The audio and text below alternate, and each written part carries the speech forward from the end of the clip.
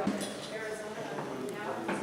And he's going to talk to us about system dynamics, adaptive systems, engine-based models, and this will provide an introduction to several presentations that will come later next week. So I'm actually a social scientist, so I don't think I have any number for a change. But in any case, I would like to introduce you to what are system dynamics and especially agent-based models and notions of complex adaptive systems. I'm sure you're all familiar with it, but sometimes it's worth just to recall them, especially for the social science part of this course. Now, so we'll talk first about systems, system dynamics, CAS, and how we can analyze them. And also, in the end, we talk about agent-based models. Are a lot of you familiar with agent-based models? Just so, could you tell me, how would you define a system?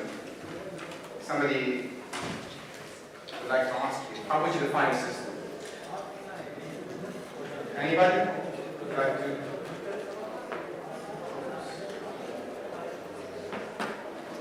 Anybody would like to? Yes? How would you define a system?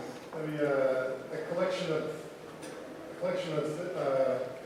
things with some discrete character that are interacting. Yeah. How would you define a system? It's like multiple components which interact with each other, but there's also something which flows across components. Okay. So they interact. Do they have a purpose? Do you think systems should have a purpose? That's where the flowing across comes in. Okay. Yeah, I do agree. And actually, it's according to matters, it's an interconnected set of elements that is coherently organized. And sometimes it can be greater than the sum of the parts that compose it. Sometimes it's the same, depending if you're talking about simple systems, complicated, or complex systems. Now, one way to analyze these systems, especially in social sciences, is the use of system dynamics. And also in ecology is widely used. Now, system dynamics was first introduced in the 50s to help managers in the industries, and then has been applied in ecology and in social science with success, quite a few success stories.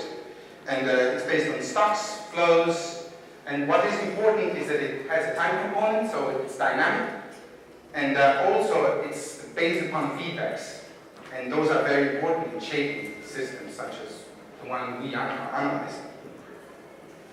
Now, I'm going to give you an example of how system dynamics is used in natural resource governance. This example is actually not marine, it's based on forestry, and it's on these websites. It's a C4 participatory modeling project. It's quite a big project, quite a few institutions and a few key people.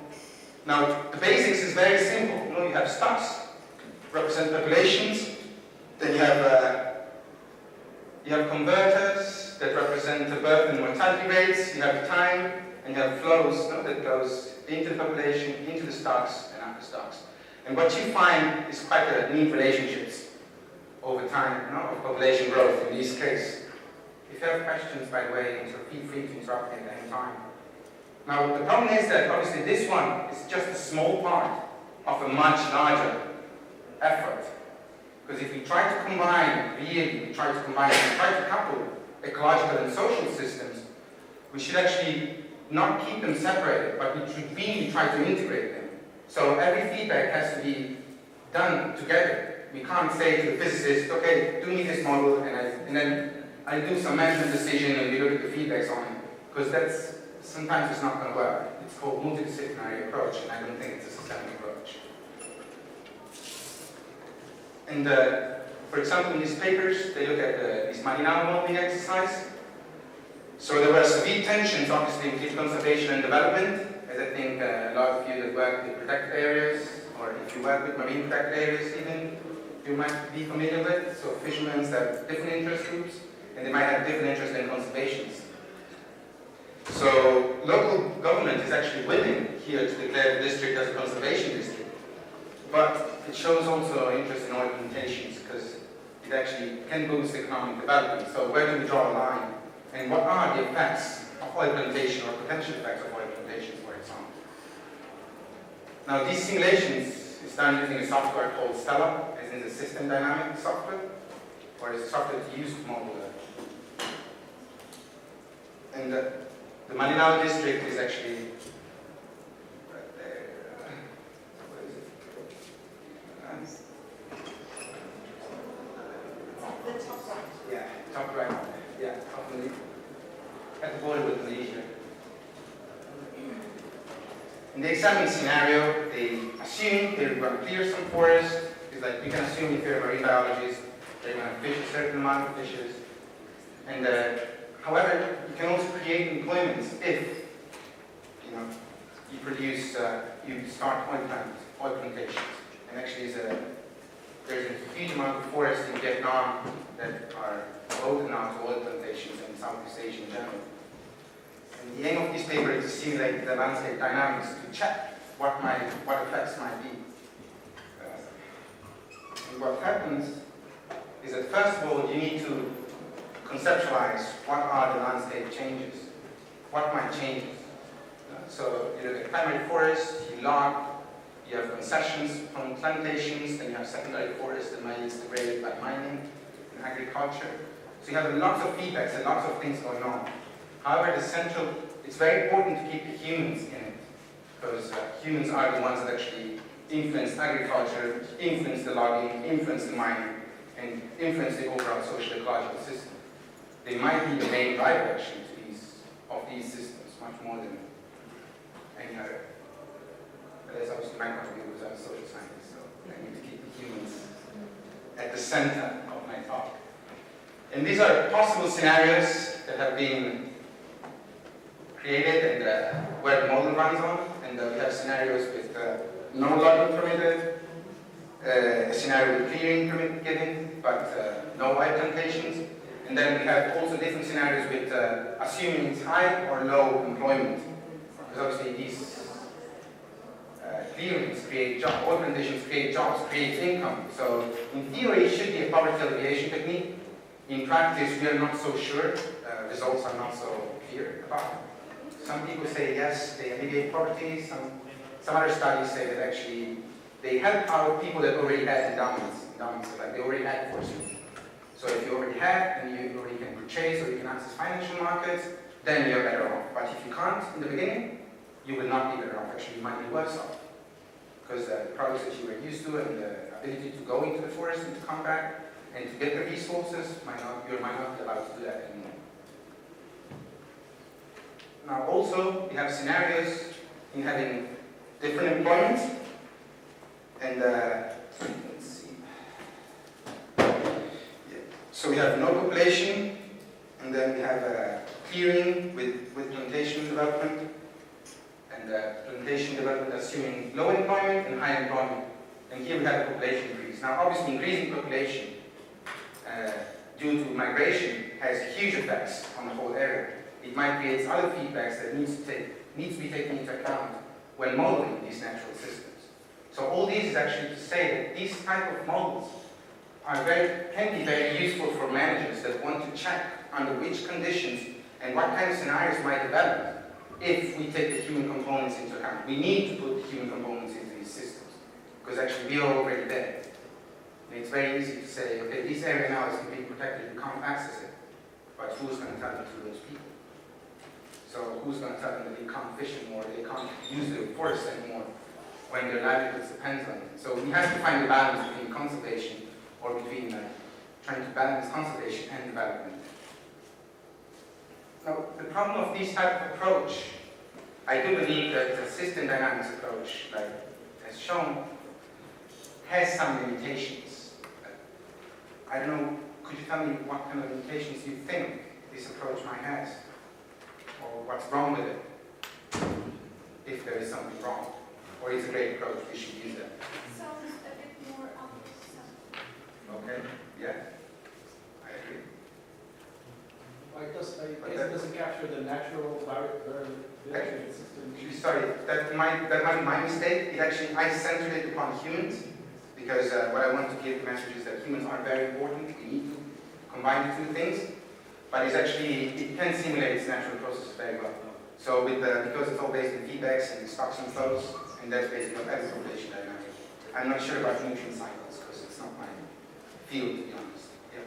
We don't have the effect of parametries business in the economy. So you're saying it's basically deterministic? No. What? Is it? Sorry, I couldn't hear you. You don't have the parametries business in the effect on the economy. Well, the converters actually have numbers, and those are the parameters that are mortality rates, birth rates. These are parameters. So in theory, you should have them. The problem is that it assumes homogeneous mixing. That's the main problem from my perspective. Like, we humans are not all equal. No? We behave differently. And according to the feedbacks we receive, we respond differently to these feedbacks. So I think this is one of the major habits of these type of approach. And then it aggregates agents and landscapes. So you see trees and you see a stock of trees. You see fishes and you see a school of fishes. You don't really distinguish between individual behaviors. So I'm not sure if it's appropriate for certain species, might be more appropriate for others not. So it's always system dependent, no? Depending on the system and the boundaries you have, you might have an appropriate activity to analyze. Yes? Does the model also simulate politics? Not yet, not this one. It can, but it's always at an aggregate level. So it assumes that one community will all behave the same, and the other community will behave the same. But even if that's true, it depends on at times the community will, on Exactly. political leadership and the political state. So you need to, if you want to simulate humans, you need to have politics. Yes. Otherwise. Yes, no, I do agree. That's why I think it has strong limitations. And that's why, it's not adaptive. It doesn't allow for adaptive behavior. And that's very important, especially nowadays when we all talk about adaptive management, co-management, and these kind of, and the literature on it is growing quite fast, especially in a branch called resilience, and the social ecological system. And then it might be very complicated, but it doesn't allow representation of complex systems. I'm not sure about that. I'm actually asking a question. And what we are actually dealing with is with a system that is quantitatively different than its individual components. So we might need other tools to analyze, as you were saying, the politics and all the nuances involved when we introduce humans into natural resources or into the environment in order to really analyze a couple of social ecological systems, and not a social system and an ecological system. As I said before, we are dealing with complex systems. Now we can have simple systems, complicated, and complex. I guess you all know the difference between these three, correct? Yes? No? Okay. So, simple system is a linear system. That's okay. The difference between complicated and complex can be tricky at times. I think this example is perfect. Like a Boeing 747 is a complicated system, but it's decomposable. Now, if you know exactly how all the parts interact, you reproduce the system. You know exactly how the whole will behave. While a flock of birds, no, you really can't. No? Is there any questions? Is it clear? Yes? No? Okay. However, I have a question. Yes? There's no director, no single bird, and so on. This is established, or this is against, or is it? Most people that I know that look at birds, they say that they actually really they don't have one bird that takes them and say, oh, okay, birds, let's go there. And everybody goes there. It's just, something happens and they all fly towards. Swarm. Yeah, exactly. It's a swarm effect. It's actually based on three variables that I don't remember exactly their names, but it's like alignment and how close or far away from each other they fly. And they just mysteriously, well, not mysteriously, Well, I mean, the latest paper, I don't know if you want to get off on this topic, but they have almost a 360 vision, and they put GPS and monitor that one bird moves a few seconds before the other. When you look at it, it looks like nobody is reading I wouldn't, every moment or something. but it's always the same bird. No. So they don't have a single director. It's like that's why you can't really see. Then, and obviously, complex adaptive system has a specific set of property defined by Levine and also very neatly explained by Waldrop in a nice book called Complexity. And obviously, they're characterized by non-determinisms. It's basically impossible to determine precisely the behavior of the complex adaptive systems. However, we can make probabilistic prediction. So we can say that we have a higher likelihood that this might happen if we act this way, but we can't be certain. We have to deal with uncertainty. And the presence of feedbacks, they can be positive or negative. Negative feedbacks normally stabilize the system, as in the Gaia theory, and positive feedbacks might destabilize the systems. And then it's distributed in nature, so it becomes very difficult to locate functions and processes and properties of these systems. There is a huge qualitative difference between larger and slower functions and smaller and faster ones. And there is, as I said before, limited decomposability. So, as the structure of this system is very important, if we look at only individual parts, we will not be able to understand the behavior of the overall system. So the scale is very important, depending on what we want to analyze and how we want to analyze. It's fundamental to get the scale right. And is this like, for example, this is a scale example. What do you see? Imagine you're analyzing a system and you see this. How would you describe this image? Yeah, but actually it's wrong because it's a math. So depending on the scale you're in, and if you scale out, you find a tavern and then a painting. However, if you get the scale wrong and you zoom out too much, you might not be able to understand anything anymore. See the painting is over there, and you can't really see any details.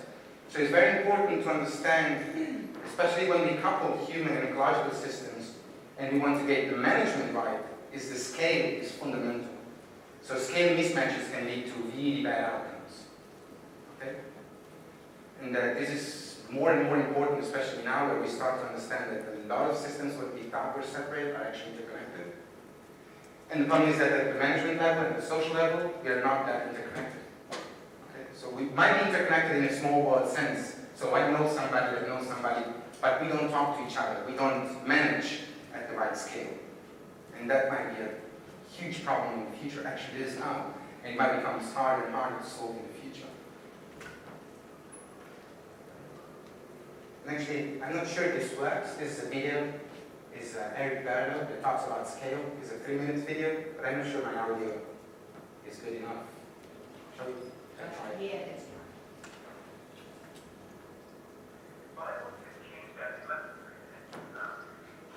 With your mic.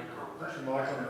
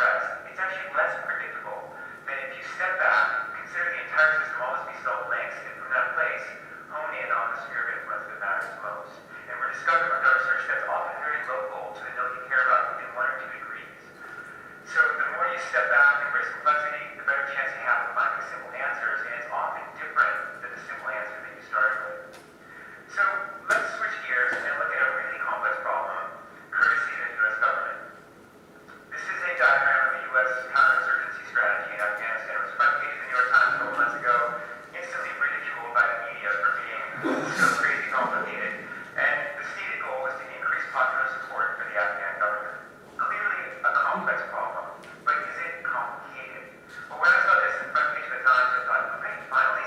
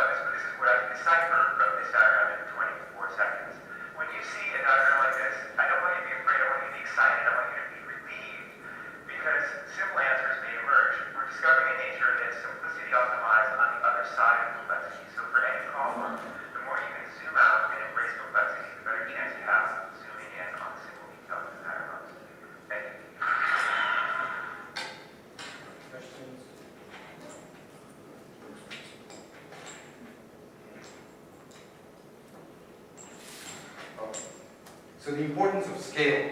And the second thing is that complex systems are characterized by self-similarity. So this is a fractal. Are you familiar with fractals? Yeah. Basically, is Mandelbrot was the first one to discover this, thanks to the IBM laboratories. It was hard to access that kind of power at that time. And he basically found out that there are structures that repeat themselves over and over again. It was a way to calculate the coastline of Great Britain. And that's how they did it. And some complex systems display this type of pattern. And obviously what is very interesting for us is the emergent properties of the complex adaptive systems. Like, we can't really predict what is going to happen by looking at individuals. And this is key. For example, if we give individual rules to these people, we will never predict that no accidents happen. It's very unlikely, but this is actually happening. This is just human behavior. And it's very difficult to model. It's actually very challenging, but that's what makes it fun, I think. You know, people actually think sometimes, and they self-reflect, and we have different types of learning, different types of applications. Okay. Kind of similar to as well where I'm from. And this is an example of a complex adaptive system. So it involves many components, dynamically interacting, a number of levels of scale, they have common behavior, and we can go from composites, so we have simple systems, but then as we scale out of it, we start having self-organization, and then we get emergent behavior, and we get complex systems. Even though these scale seems big, actually those can be a size or maybe already complex. Human beings, human bodies are really complex. And actually, the example of the temperature is a great example for resiliency. Because human body is very resilient. We stay at that temperature under a huge variety of conditions. Though when we tip, then it's when we have problems. Or and if we tip too much, we're not coming back. So, and that is a problem with when we deal with natural resources. We might only get into these feedbacks, we might only take into account human components. We decide we have a great policy in place, but then people behave in a completely unpredictable way. So sometimes and there are examples by a paper by Liu in Science in 2009, was showing how establishing a protected area without the support of the people might actually have very detrimental effects. Because people start logging or start going into the forest, no one is controlling because that is also a problem. And people just change their behavior just to go against a decision that they don't feel it's legitimate. They don't feel they have been involved in. So these top-down approaches might create a lot of problems, though we sometimes need them. We need to combine them with some other approaches like community-based. And for doing that, we need to combine your knowledge as natural resource science with knowledge of people in the field that work with communities, and also try to participate, to make these people participate in the formation of models and in the formation, and try to integrate their feedback, their behavior into what you're trying to do. And there are different ways to analyze complex adaptive systems. Now, nonlinear dynamics, I guess you're all familiar with it. Statistical mechanics like phase transition and critical phenomena. Some network theory that we'll talk about, I think, Thursday, right? Yeah, perfect. So one way to analyze complex adaptive systems is to look at critical values. And looking at boundaries between different regions, so a stable region, and then something happens and the systems completely shifts. It either shifts baseline, or it becomes unpredictable, or it starts cycling, and then it starts becoming unpredictable. Right? And then, you know what percolation? They're often characterized by percolation or by thresholds. So up to a certain point, everything is fine, and then you change just a bit, and the system shoots up. I'll show you an example. So this is done in that level. And this is basically this is a density and a percolation threshold. So if we go, we can see here we have a transition. This is a phase transition.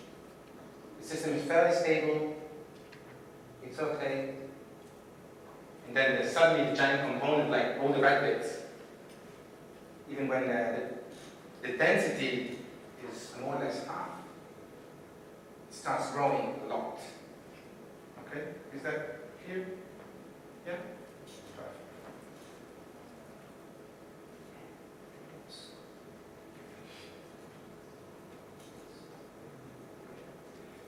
No, so we actually need models. Now I have problems here, I don't, but a lot of times I had problems in why you don't take this into account in the model, why you don't do that into the model, why you don't take this behavior into account. Now obviously that's not a pipe, and that's not a solar system. And this is obviously not a library.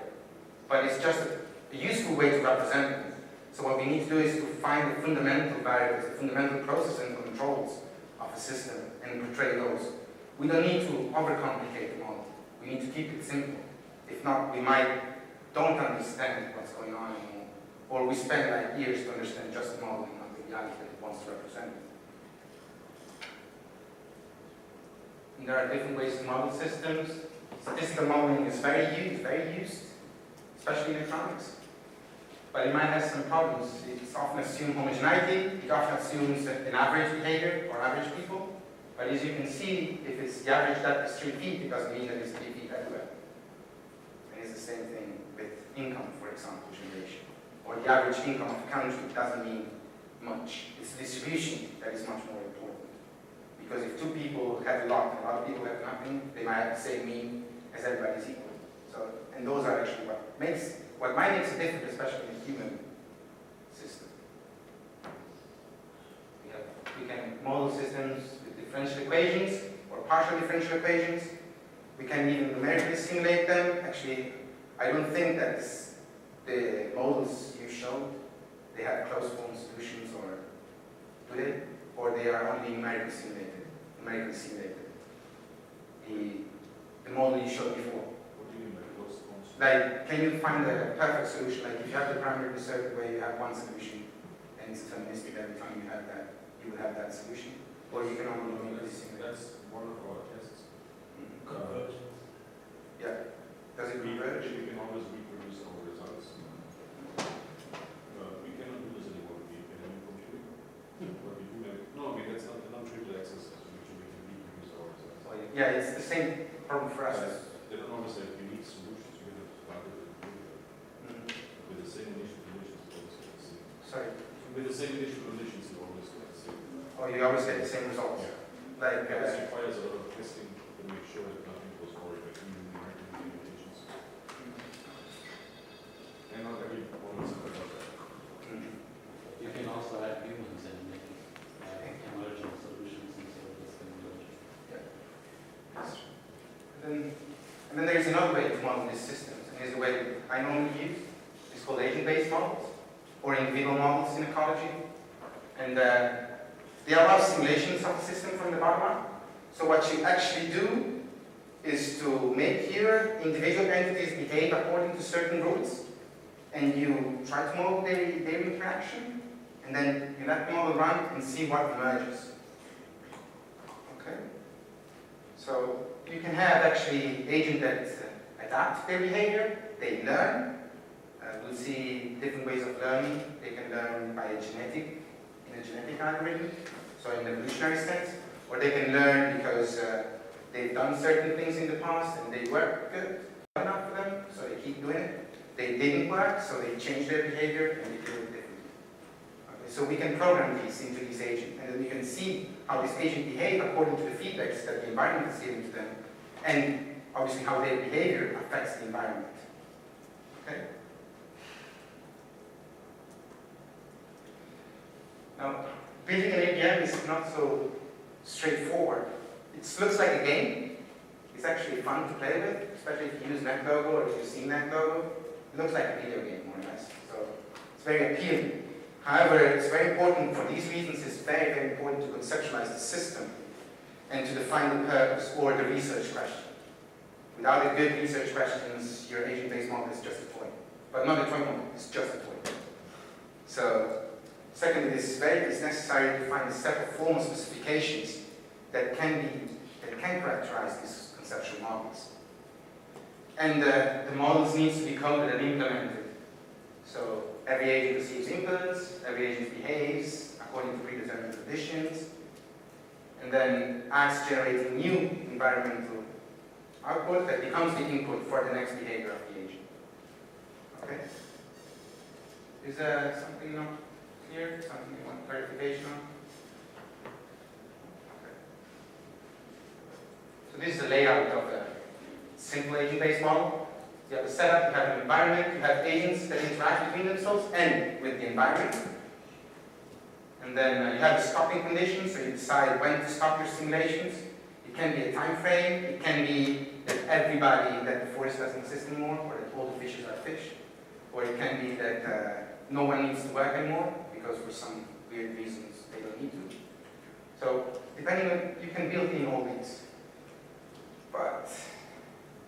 And these are examples of agent-based models in logins. And this is an interconnected network that has some adaptive behavior into it. So what happens is that we can set it up, and we can let this little man go and see how fast we clear the forest. And we can also see if we change the number of lumbermen. We can also see a certain pattern, like if we build a mill, most likely all around will be completely empty and the forest will stay at the edges. So we can also visualize it in 2 dimensions. Yeah. Just explain your decision variables a little bit. The variables that are here? Okay. We have a number of lumbermen. We have a certain amount of trees that are there in the beginning. We have different species of trees. Now, in this case, every tree has the same value. But you can actually go into the code and just change those values. And so the lumberman will prefer a certain type of tree than another one. So it will log first a certain type of tree, and then it will go on to the others. And then there is a probability of new tree growing. And we have the value of the forest and the number of trees that are there. So you see, this is not enough to clear the forest. Actually, the forest is growing a lot in the edges and nothing in the center. Because obviously transportation cost plays a role as well, implicitly. Yes? It might be a complication that you haven't put in, but you don't have any density component in terms of where the new tree is going to pop up. No. Well, actually, the new trees is scattered randomly. The problem is that these lumbermen move so fast that only the trees that are at the edges will remain, and while the trees that are in between, they log very fast. But if you had some sort of threshold density that the forest could Yes, attain, then it would be that's different. not represented here. No, then it will be completely different. But you can, the good things about these models is that you can just add a couple of lines of code, and you can just change that and put the density dependence into it. So that system that you're showing me, that's a sustainable system because the profit's going up. In theory, yes, it is. Well, it depends. But if we then introduce more complexity, like we introduce fire, for example, that's not really sustainable because a lot of forests come together and we need fire lines. We know that. But in theory, it is sustainable. It's a toy model. But it gives you an idea of what agent-based models can do and why I think they're actually appropriate somehow in certain conditions to represent interaction between human and environment or coupled social-ecological systems. Obviously, it's not the only instrument. It's this, and it has to be. We need to have multi-methods approaches anyway as well. So different types of modeling, different types of techniques, and also case studies, experiments, pilots. Because the systems we're dealing in are really complex, and we don't really understand enough on how for certain things we have a good understanding. But when we couple them together, we still don't have an in-depth understanding of what might happen or how we can change the trajectory that we are in right now.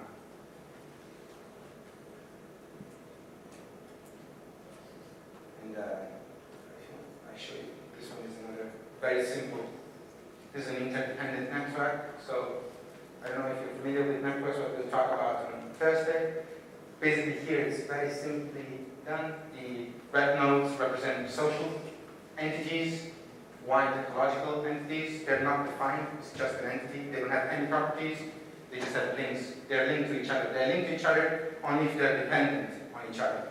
So we have ecological nodes dependent on ecological nodes, social nodes dependent on ecological nodes, social nodes dependent on social nodes because of trade or other things. And I can let this go. We can see different types of robustness of the system depending on the adaptability of the two systems. Now here, adaptability is very easily defined as the ability to rewire your own edge or reattach yourself to an ecological node because you need to know resources. That's for the social system. And for the ecological system, it is the ability or the probability for them to attach to another ecological node. Because he in this case is assuming that you need at least two connected ecological nodes to function. And you can switch, you can change those parameters as well. And the results of an agent-based model are also a bit different. They generate time series in most cases. The results are often analyzed using advanced statistical techniques. Though the good thing is that since the data are more or less clean, it's easier to use statistical techniques on agent-based models rather than on actual data somehow. Though sometimes it's not so easy, but most cases. And a single simulation run is just a particular case in the parameter space. So we need to have a lot more. We can't simulate something one time because all the outcomes are probabilistics. So we have a mean outcome at the end of the day. We don't have a specific outcome. If we have the same initial condition, we might arrive at two completely different scenarios, even with the same initial conditions. And if they vary slightly, they vary a lot because of the old probability, because most of the actions that we undertake are based on probabilities. Okay? And there is a random number generator. Obviously, if you have the same initial condition and you have the same random number generation, then the results will be the same. But if one of the two things are missing, then they will not. But in this case, the random number is representing the reassortment. Yeah, it's the random seed, basically because all the simulation computers, they're not very really random, they're semi-random. So what happens is that the computer has a seed in which it has inbuilt a certain sequence of numbers that comes out. But is that supposed to represent the perturbation to the system, or is it their behavior? Is that since we don't know exactly how people behave, then it's better to have a spectrum. That's why we use probability. And that's why we don't fix those probability all the time. So we know that if that is the probability that the person, or that is the distribution of behaviors that we have of a specific person, of a specific management, then these are the most likely outcomes under these conditions. You can't take cultures and norms and punishments and make it, Yes. make it more deterministic. Yes, you can. But I don't want to, but you can. And sometimes it's actually easier. Sometimes you can go on and make it deterministic and then start building probabilities into it. That's actually the best way to do it, so you really understand all the functional processes that are going on into building these models.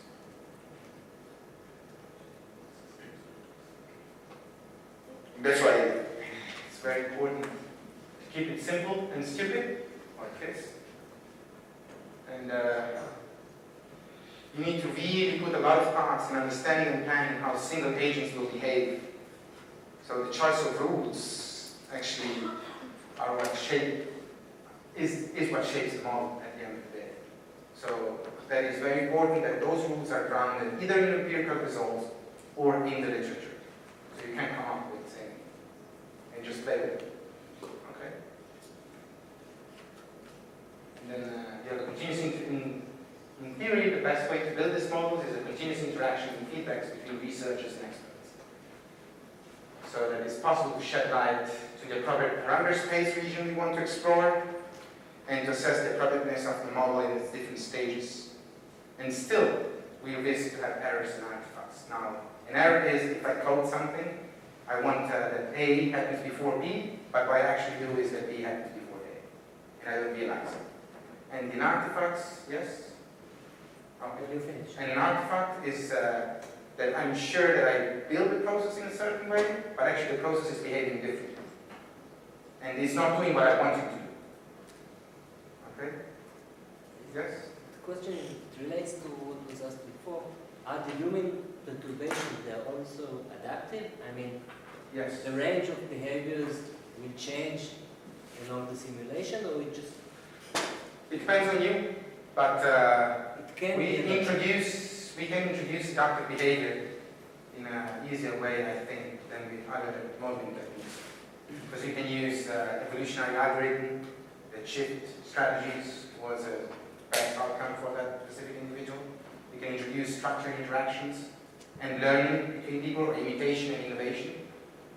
So yes, you can do that. And actually that's, I think, the big advantage to use these type of models, is that we can introduce feedbacks that allows us to, maybe or maybe not, understand better couple social projects. But, I mean, maybe another way to ask it is if you redo a historical event of some cultural transition or movement, then what do you find? I mean, it seems like human societies are not that random, human behavior is. No, it's not random, yes. So, in that case, what are you looking for? How do you validate? You validate if the qualitative results of your model match the qualitative results of the curves of the historical data you have. What do you tweak to get that? You normally tweak certain parameters, like you have your variables, you have your functional responses. You tweak your parameters in such a way that the average of those runs you do, and normally you do some calculations, some simulations beforehand to understand how many runs you have to do before you have an average that is consistent, before it doesn't vary anymore, the average starts being always the same. So there are no independent observations to optimize the parameters. What is the constraint? Just one? Well, it depends on, again, because it's very flexible, so you build it in the code. So if you have empirical data that constrains your parameter space, then you say that these parameters can sweep only from here to here, from A to B. They can't go over, they can't go under. So you have a constraint. And you can constrain all the parameters, and actually that's what we do. Because exploring the whole parameter space it's impossible. I mean, computationally, it requires basically a cluster for random simulation. It would be nice to have access to, but we don't. So, any other? Yes? I was just going to make a comment about the nice thing about ancient bases, that you can also explain like geographical patterns, for instance. Yeah. And they did this really nice little experiment with, well not an experiment, but a ancient base model with the decision, how the patterns of racial distribution existed. And it was based on, So it was basically based on two parameters, the number of people, the number of your neighbours that were coloured, if you're a white person, and they were basically able to recreate the spatial distribution, racial distribution patterns in the suburbs in America on the basis of these two decision variables, basically. Yeah, basically one variable showed a huge self-segregation in Chicago. That's it. That's different than the Shelley model? No, that is the Shelley model. Yeah. Yeah. That was based on a check. Yeah. And then evaluating region-based models is often very difficult. So, first of all, if data are available and we can compare the results of the simulations on average equal to those of the real world, or similar, at least qualitatively, does the process by which agent and environment interact corresponds to the one that actually happens? And is the model coded correctly? So that I'm confident that all my results are actually a result solely of the model assumptions and not of how I coded it or some inbuilt constraints, okay, that I didn't realize I put in. I make a very quick example in these. For example, that logo has a very nice, as you see, spatial interface. Now, if I change, if the borders are actually borders, or if the borders are, I can go from left dimension to right, so if it's a torus or not, it might change the outcome of the model. So I need to be aware of that. If I'm aware of that, and then I'm confident that the model, then that is not a problem anymore, because I know that. But if I don't know that, I modeled something as a torus and it's not, and I have completely different results, then I don't think it is scientifically valid. So I'm not very aware that they really check for these things, but I would. And then we can actually answer into the first two questions. So we can understand the validity, or we can assess the validity of these models.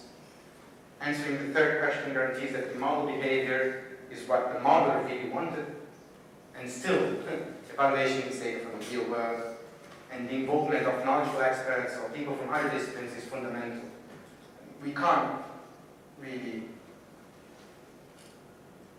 advance if we don't start keeping models, experiments, case studies, whether it's age-based, whether it's any type of modeling technique, experiments or pilots. We can do experiments with humans as well. That's what we do now.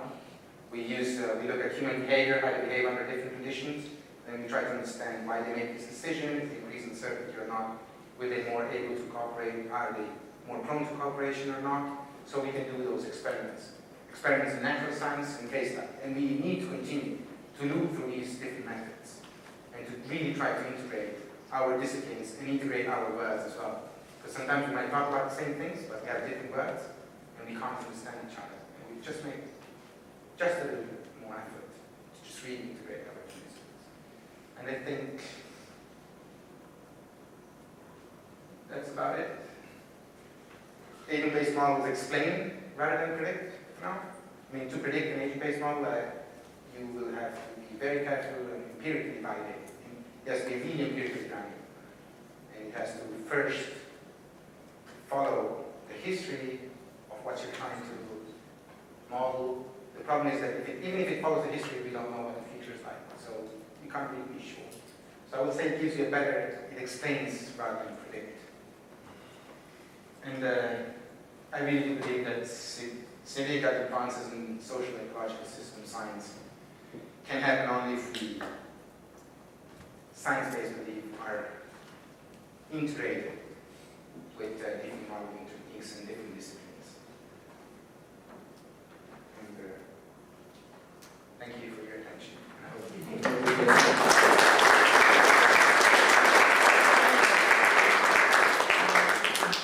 Any other questions or additional questions? I have a comment to your statement that aliens explain rather than predict. I think before you can be taken seriously, you have to be able to predict at least something, at least once, to show you have to predict something. But So if you don't go through the step of at least making an attempt at a prediction, okay. expose yourself to potential failure, Yes. there's so little credibility. There's a story there. No, I do agree, but what I mean by predict is that I don't think these type of models can be used to predict quantitatively what is going to happen.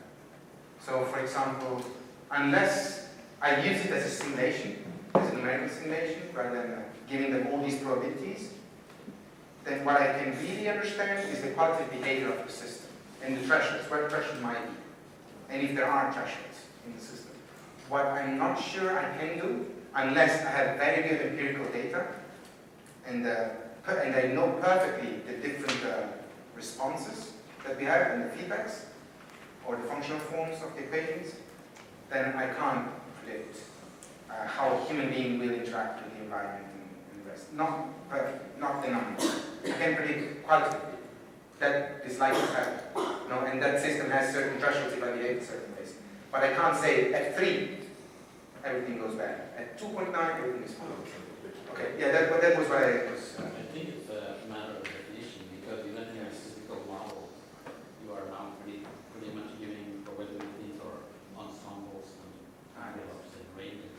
So what you are giving is potential evolutions and the range.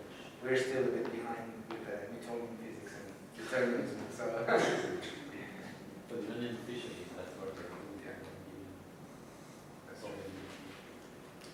But in the case you want to predict social behavior, does that mean that you have to make assumptions regarding what is like the purpose, or basically what is the best for, what is the concept of the best situation? So you have to make assumptions in this regard.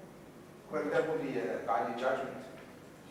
What you can do is actually to combine your expertise with the community, or depends on the research question, the scale. If you want to model the whole world, you might have a problem.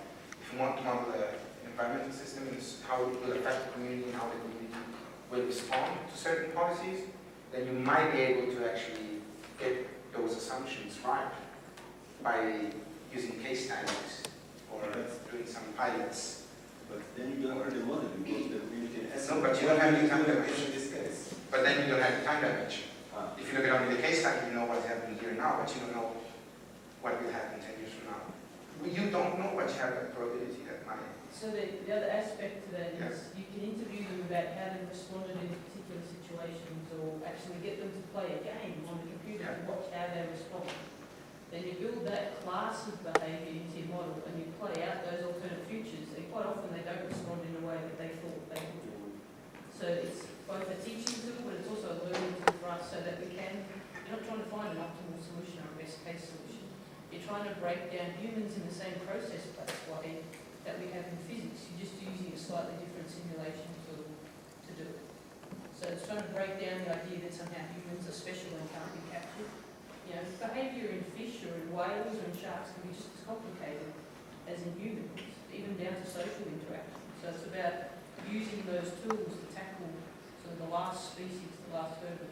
We can't validate the behaviour models in animals any better than we can in humans, but we can capture classes of behaviour to inform potential classes of outcomes once you run those models forward. But ever since you started playing with those models, have you had any successes? I mean, if you run for 2-3 years, things will show in the real world. Was there a gap? I don't have money to do that, but one of the projects we want to do is to, we have a project in IMBER and food sharing networks, so looking at how climate change influences their behavior, try to model that and then go back 3 years from now and see what is actually happening, if the events are happening. It still hasn't happened. For me, no, but there are groups that do that. Yeah. I mean, that. So that was the comment I was trying to get to earlier today about we can get the human climate right, but we can't get the human weather right. So we can't predict exactly what an individual will do, but we can predict what classes and types of personalities, or how they will respond, or how they'll, you know, what stresses them out. That kind of thing. But I see model described as a psychohistory. Yeah, exactly. If you load up that, the traffic basic model under social sciences, the net logo. Oh, the net logo traffic? Yeah. It's a great example for that because Oh, yeah, it's a simple singular road and the cars have no other reason to do anything else but travel along the road. But it's all to do with, do they form a uniform, beautiful stream of traffic, or do they bunch up? And it's all, there's a single parameter which is the defining parameter, which is their deceleration rate. And so if you change that, you end up with these clusters of cars that come to a halt and wait for the queue to sort of move on. It's an emergent behaviour, but then you can go back, and this is a bit on your question, you go back with that parameter, grab a road space that is free of obstructions and changes, and see if that works. And they've done that in the task. Yeah, So- so already got the equation.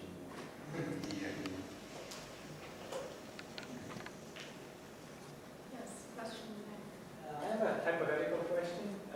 Let's say you were trying to come up with an ABM model that is applied to an immediate system setting.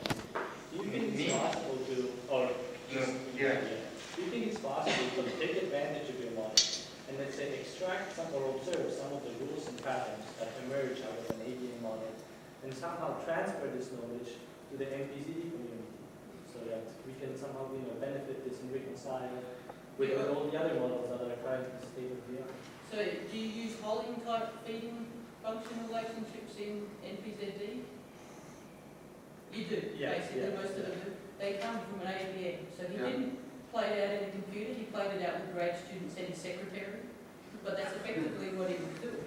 He was created a simple agent-based model of interaction effects, and then he characterized that with a functional form. So that's, and you can also marry the different types of models together. So something we'll get to later in the week is you can have a differential equation model at the lower end of things, where you have lots of individuals and you can get away with differential equations. And as you step through the system, where the individual becomes more important, then you can actually tie the two different model types together. So they can be quite complementary. Okay, thank you. But it would be also very interesting to work on those things together from the beginning. So not only I give you and you give me, but we do it together. I think that's the next step we have to take, because it reduces miscommunication and also reduces, and also I think it increases efficiency and correctness of what's happening, and the understanding of what I'm really giving and what you are really giving. That sometimes lacks